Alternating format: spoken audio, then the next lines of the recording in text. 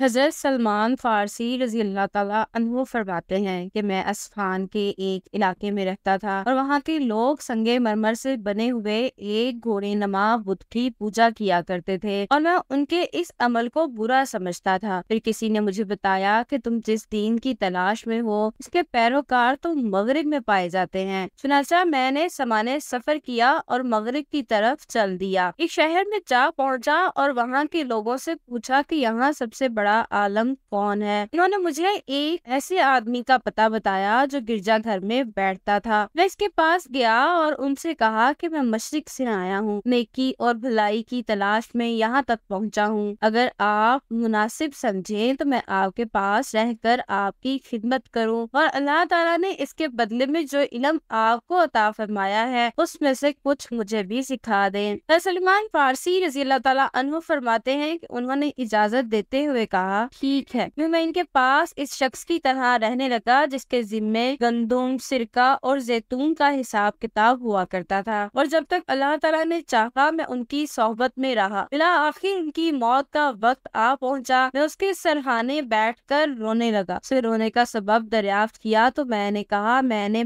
بھلائی کی جستجو میں اپنا وطن چھوڑا۔ اللہ تعالیٰ نے مجھے آپ کی اچھی صحبت سے نوازا اور آپ نے اللہ تعالیٰ کے عطا کردہ علوم سکھائے۔ اب آپ وفات پا رہے ہیں، اب میں آپ کے بعد کہاں جاؤں گا؟ اس نے کہا کہ فلاں جگہ میرا ایک بھائی رہتا ہے، وہ حق پر ہے۔ جب میں مر جاؤں تو تم اس کے پاس جانا، اسے میرا سلام کہنا اور بتانا کہ میں نے تمہیں اس کی صحبت اختیار کرنے کی وصیت کی ہے۔ آپ رضی اللہ تعالیٰ عنہ فرماتے ہیں کہ جب ان کا انتقال ہو گیا تو میں وہاں سے اٹھا اور ان کے بتائے ہوئے آدمی کے پاس جا پہنچا۔ وہاں پہنچ کر انہیں بتایا کہ آپ کے فلاں بھائی نے آپ کو سلام بھیجا ہے۔ انہوں نے سلام کا جواب دے کر پھر پوچھا کہ انہیں کیا ہوا؟ میں نے کہا کہ ان کا انتقال ہو چکا ہے۔ پھر میں نے اس سے اپنا سارا قصہ سنایا۔ انہوں نے مجھے آپ کی صحبت میں رہنے کی وصیت کی ہے۔ اس نے مجھے ساتھ رہنے کی اجازت دے دی، میرے ساتھ اچھا برتاؤ کیا اور اب میں پہلے ہی کی طرح اس کے ہاں رہنے لگا۔ جب ان کی بھی موت کا وقت قریب آیا تو میں ان کے سرہانے بیٹھ کر رونے لگا۔ اس سے رونے کی وجہ پوچھی تو میں نے کہا کہ میں نے اپنا وطن چھوڑا، بس اللہ تعالیٰ نے مجھے فلاں کی صحبت عطا فرمائی، انہوں نے اچھا ساتھ نبھایا اور اللہ تعالیٰ کے عطا کردہ علوم سے فیضیاب کیا۔ اور جب ان کی وفات کا وقت قریب آیا تو انہوں نے مجھے آپ کا پتہ بتلایا۔ آپ نے بھی میرے ساتھ اچھا سلوک کیا اور اللہ تعالیٰ کے عطا کردہ علوم میں سے مجھے سکھایا، اور اب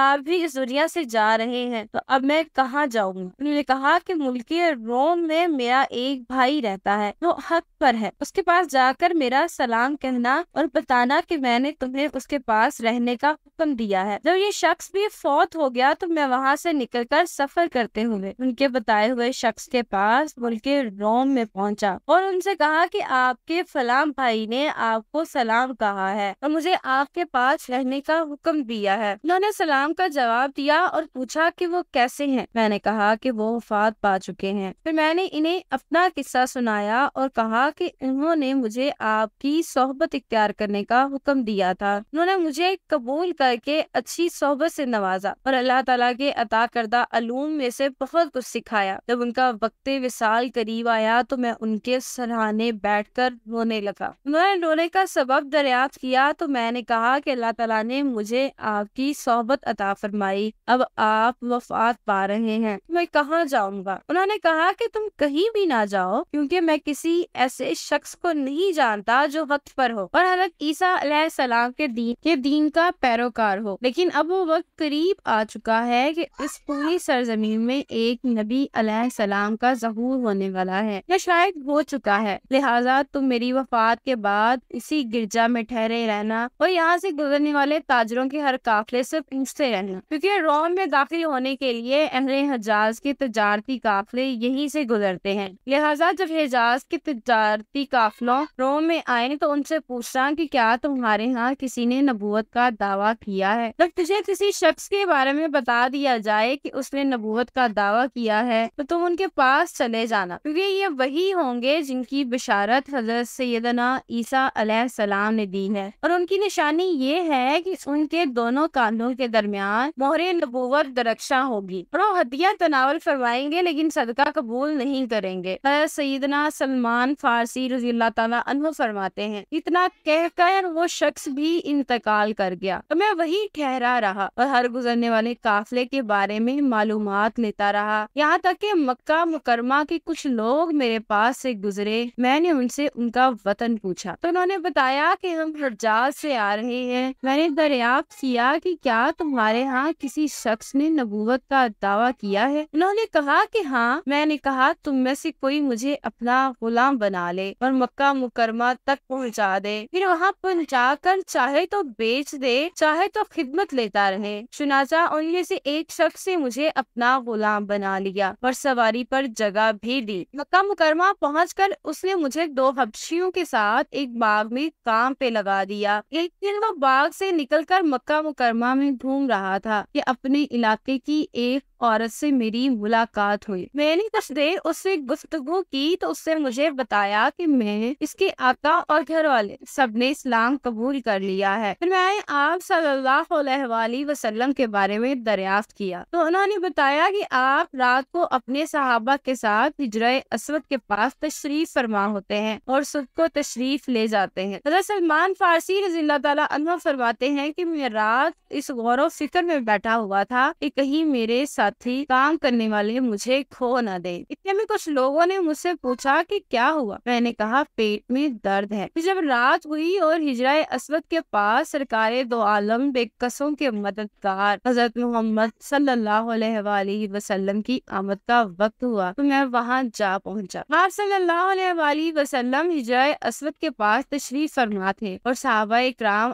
آپ صلی اللہ علیہ وآلہ وسلم کے سامنے بیٹھے ہوئے تھے۔ آپ صلی اللہ علیہ وآلہ وسلم کی پشت مبارک کی طرف ہوا تو آپ صلی اللہ علیہ وآلہ وسلم میرے دل کی بات جان گئے اور اپنی چادر مبارک کمر سے سرکا دی اور کندھوں کے درمیان مہر نبوت کی زیارت سے مشرف ہوا۔ دل نے کہا اللہ اکبر، ایک نشانی تو دیکھ لی۔ پھر اگلی رات میں نے اسی طرح کیا اور اس رات میں نے کچھ کھجوریں جمع کر کے انتظار کرنے لگا۔ جیسے ہی آپ صلی اللہ علیہ وآلہ وسلم کی تشریف آوری کا وقت ہوا تو میں نے کھجوریں لی اور حاضر ہو کر خدمت میں پیش کر دی۔ آپ صلی اللہ علیہ وآلہ وسلم نے فرمایا کہ یہ کیا ہے؟ میں نے عرض کیا کہ صدقہ ہے۔ آپ صلی اللہ علیہ وآلہ وسلم نے وہ کھجوریں اپنے صحابہ کو تناول کرنے کا حکم دیا اور خود ان میں سے کچھ بھی تناول نہ فرمایا۔ میرے دل نے کہا اللہ اکبر، یہ دوسری نشانی ہے۔ پھر تیسری رات تھی، میں نے کچھ کھجوریں جمع کی اور آپ صلی اللہ علیہ وآلہ وسلم کی خدمت میں حاضر ہو کر پیش کر دی۔ آپ صلی اللہ علیہ وآلہ وسلم نے ان کے متعلق بھی پوچھا کہ یہ کیا ہے تو میں نے عرض کی کہ یہ ہدیہ ہے۔ سرکار دو عالم صلی اللہ علیہ وآلہ وسلم نے انہیں خود بھی تناول فرمایا اور صحابہ اکرام نے بھی کھائی۔ یہ دیکھتے ہی میں نے کہا کہ میں گواہی دیتا ہوں کہ اللہ کے سوا کوئی اور معبود نہیں ہے اور آپ صلی اللہ علیہ وآلہ وسلم اللہ کے رسول ہیں۔ حضور نبی کریم صلی اللہ علیہ وآلہ وسلم نے مجھ سے میرا حال دریافت فرمایا تو میں نے سارا واقعہ کہہ سنایا۔ آپ صلی اللہ علیہ وآلہ وسلم نے ارشاد فرمایا کہ جاؤ اور جا کر اپنے آپ کو خرید لو۔ چنانچہ میں اپنے مالک کے پاس آیا اور کہا کہ میرا نفس مجھے بیچ دے۔ مالک نے کہا کہ میں تجھے اس شرط پر بیچتا ہوں کہ تم میرے لیے کھجور کے 100 درخت لگاؤ یہاں تک کہ وہ تیار ہو کر پھل دینے لگے اور اس کے ساتھ کھجور کی گٹی کے برابر سونا بھی۔ چنانچہ میں خدمت اقدس میں حاضر ہو کر ساری بات عرض کی تو آپ صلی اللہ علیہ وآلہ وسلم نے فرمایا کہ جو اس نے مانگا ہے اسے دے دو۔ جس کنویں سے تم باغ کا سیراب کرتے ہو اس سے ایک ڈول پانی بھر کر میرے پاس لے آؤ۔ سیدنا سلمان فارسی رضی اللہ تعالیٰ عنہ فرماتے ہیں کہ میں اپنے مالک کے پاس گیا اور اس کی مطلوبہ شرائط پر اپنے آپ کو خرید لیا اور جس کنویں سے باغ کو سیراب کیا جاتا تھا اسی سے پانی کا ایک ڈول لے کر بارگاہ رسالت صلی اللہ علیہ وآلہ وسلم میں حاضر ہو گیا۔ آپ صلی اللہ علیہ وآلہ وسلم نے میرے لیے دعا فرمائی، پھر میں نے اس پانی سے کھجوروں کے درخت لگا دیے۔ اللہ تعالیٰ کی قسم ان میں سے ایک بھی کھجور کا درخت نہیں مرجھایا۔ جب اس کا پھل ظاہر ہو گیا تو میں نے بارگاہ رسالت صلی اللہ علیہ وآلہ وسلم میں حاضر ہو کر عرض کی کہ پھل پک کر تیار ہو چکا ہے۔ آپ صلی اللہ علیہ وآلہ وسلم نے کھجور کی گٹلی کے برابر سونا منگوایا اور مجھے عطا فرمایا۔ میں وہ سونا لے کر ایک آدمی کے پاس گیا اور ترازو کے ایک پلڑے میں سونا اور دوسرے پلڑے میں کھجور کی گٹلی رکھ دی، پر اللہ کی قسم پھر میں بارگاہ نبوت میں حاضر ہوا تو آپ صلی اللہ علیہ وآلہ وسلم نے ارشاد فرمایا اگر تم اتنے وزن کی بھی شرط مان لیتے ہوتے تو سونے کا یہ پلڑا اس سے بھی بھاری ہوتا۔ آپ رضی اللہ تعالیٰ عنہ فرماتے ہیں کہ اس کے بعد حضور نبی کریم صلی اللہ علیہ وآلہ وسلم کی خدمت اقدس میں حاضر ہو گیا اور ہر وقت آپ صلی اللہ علیہ وآلہ وسلم کی خدمت کرتا رہا۔ اللہ تعالیٰ ہمیں قلب سلیم عطا فرمائے اور قرآن اور حدیث پر چلنے کی توفیق عطا فرمائے، آمین۔